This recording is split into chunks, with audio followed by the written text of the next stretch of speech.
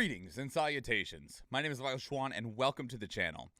We have more reaction content for you, and today we are checking out the official release date trailer of Signalis. Now, we actually checked out Signalis before because Signalis was pitched as kind of like, hey, you know those really cool, like old school Resident Evil 1 vibe horror games where like the type of suspense that you have where you're not necessarily terrified of what's being shown off, but you're like slimmed on resources and all that kind of stuff.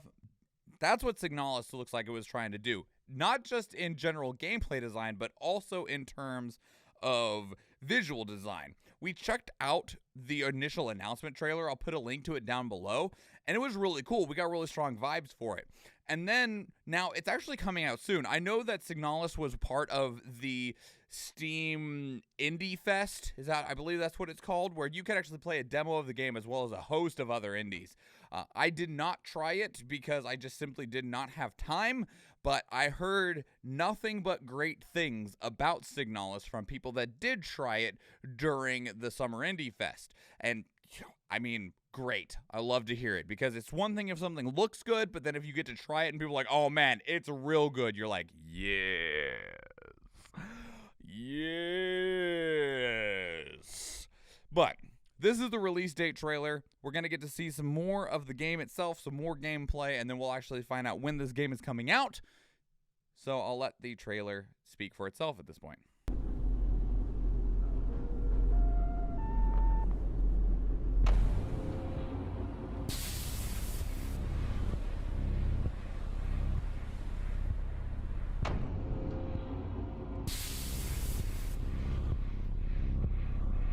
Neat.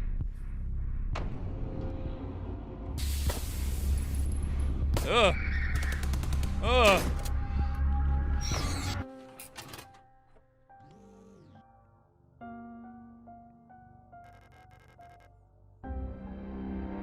Man, the visual style in this game is so great. Hey, Cerulean, welcome in.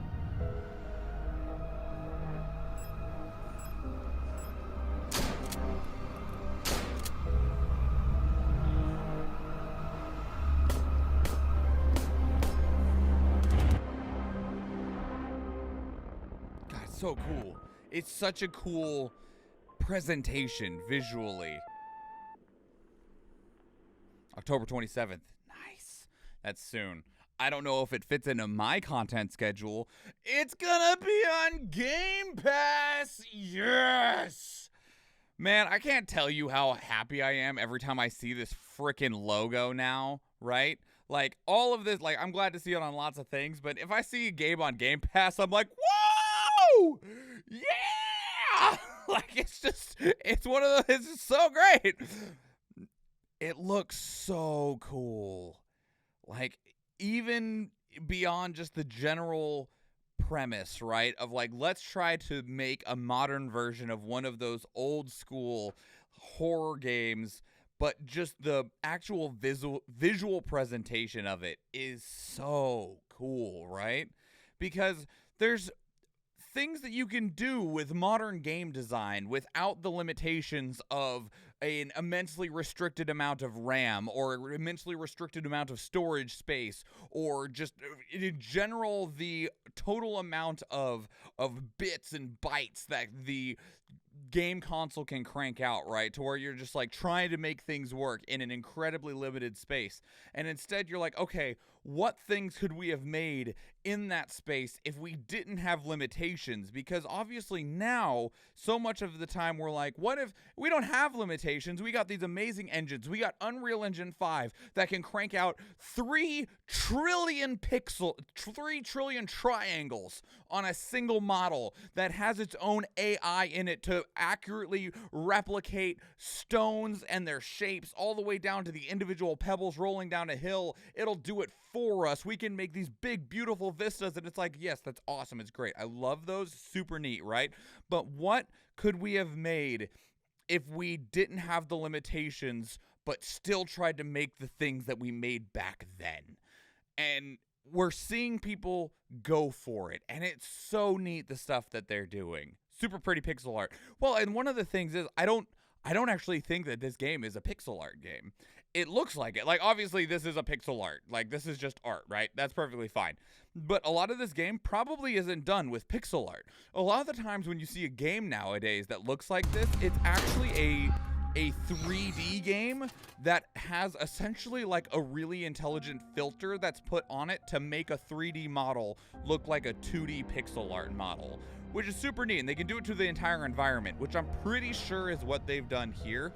And it helps a lot because it means that you don't have to make 5 million sprites, right? Like for the character model, instead of needing 64 plus different sprites, 128 sprites for doing each animation in each direction and stuff, you make a 3D model, you animate the 3D model, and then you put the filter on it to make the 3D model look like a sprite.